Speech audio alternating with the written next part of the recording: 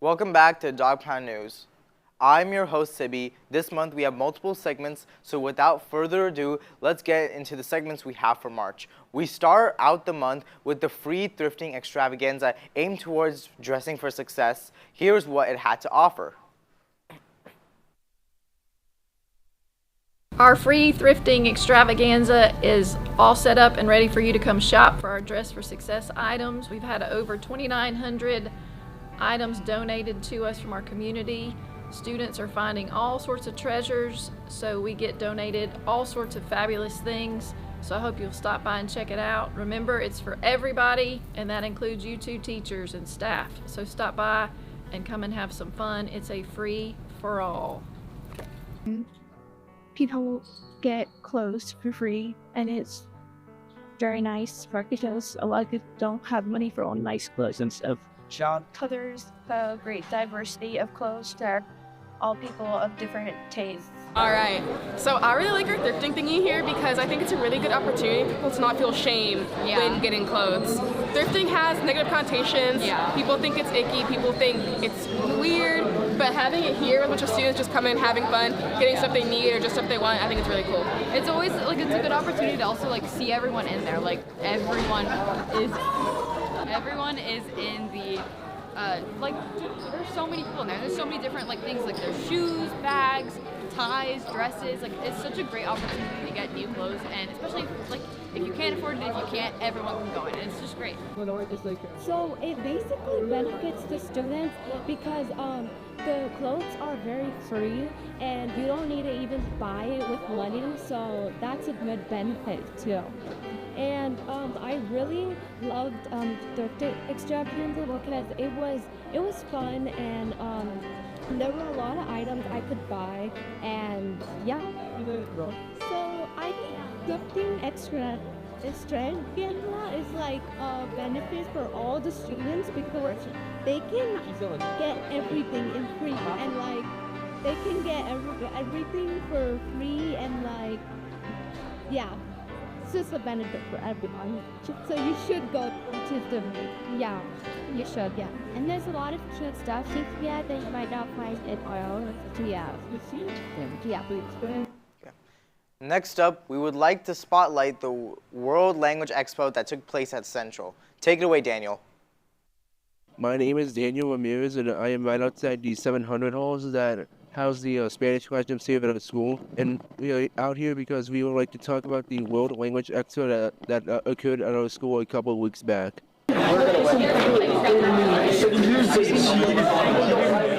On the first week of March, schools from around the county came to Forsyth Central to set up the World Language Expo.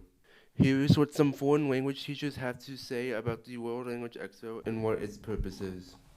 One of the things that we enjoy about the World Expo is that students learn how to communicate in the classroom and how to communicate with other people in our community and out in the world.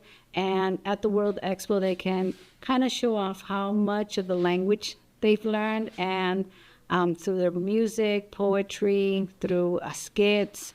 It's just a way to celebrate how much they've learned in the classrooms and how they enjoy communicating with others in another language. Some of the events took place in the PAC and also the ESOL rooms in the 100 halls. Students can participate in live events and also submit materials like artwork and also poetry recitings. We are very excited to see all the awards for our students who have the opportunity to participate in the World Language Expo. I'm so happy to see amazing jobs with a lot of creativity and with a lot of techniques and colors. As you can see, our school and many others around the county have come together to celebrate the various cultures that our students dive into every single day and talk in the respective language outside and inside the school. Be sure to come next year to celebrate the different languages taught at our school. We enter an We now enter an opinionated place surrounding bias in the media that we consume. This segment is an opinionated segment that does not reflect the views of Forsyth Central High School or any of its staff, or the views of DawgPound News. Thank you. News and media seems to be flooded with bias to one side or another for anything, and how a lot of news stations are owned by the same companies, most notably Nexstar Media Group owning over 200 stations, Sinclair Broadcasting Group, or Comcast. How seemingly different news stations seem to be pushing the exact same thing with most people not even noticing, and how to make that one side or another seem like it's just a problem. Newspapers, journals, studies, politics, books all contain bias within them, and a lot of people don't understand how to spot it. It's covered briefly in English class, but never expanded upon in the later years. Some students have voiced not fully being able to discern bias.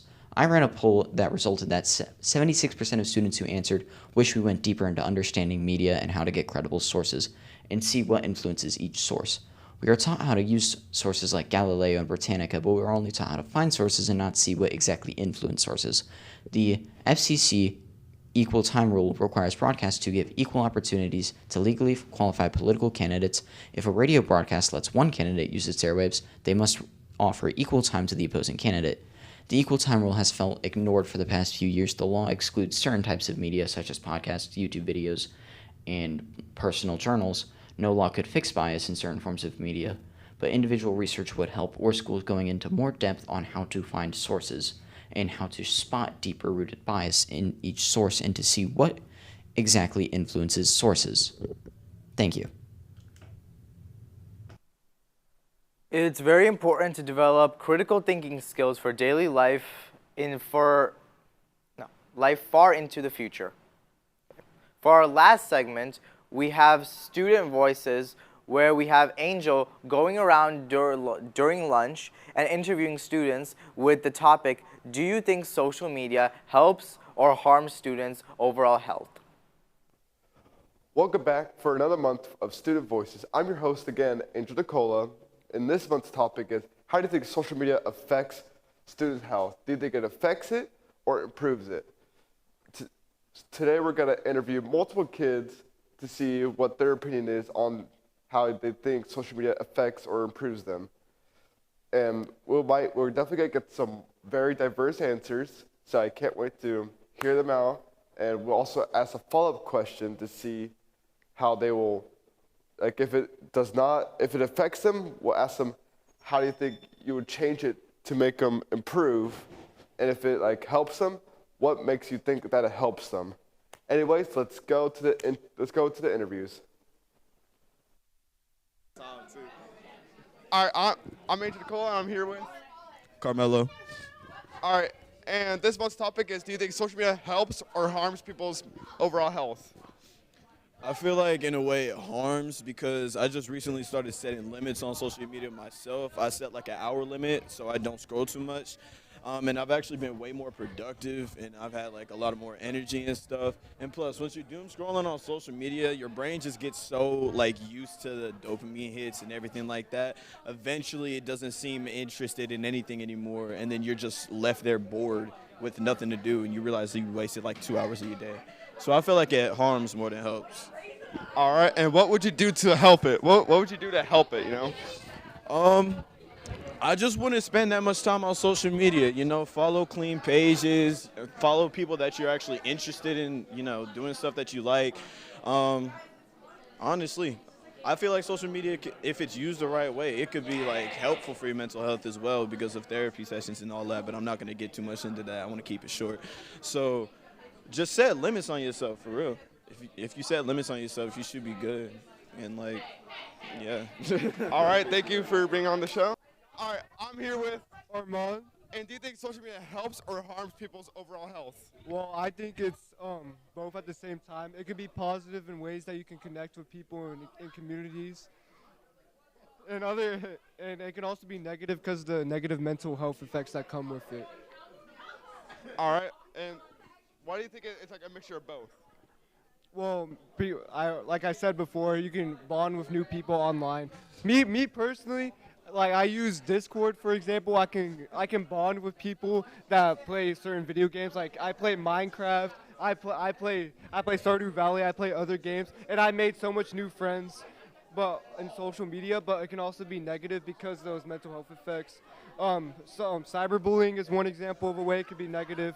It just has many negative factors, but I think you should be limiting your time on social media so you can get the best out of social media without letting it consume your life. All right, thank you for. Yeah, thank you. Have a good day. I'm here with. Peace. All right, do you think social media helps or harms people's overall health?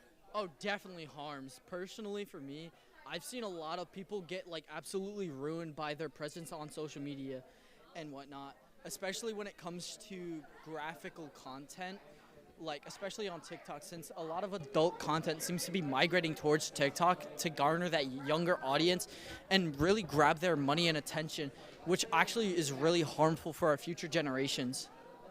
All right, and what would you do to help it, make it more more helpful than harmful? Personally, for me, I would support vigilante groups that are trying to take down these god-awful accounts or other groups and organizations that keep trying to spread the initiative that all this graphical content is actually good for kids, even though it's not. All right, thank you for being on the show, please. Thank you. Have a good day. And thank you to everyone that was on this month's show who we interviewed. And don't forget to leave your opinions on the QR codes all around the stub. And hope to see y'all next month. Go Dogs. That's all we have for March, and we will see you all in April for the final show of this year. Go Dogs!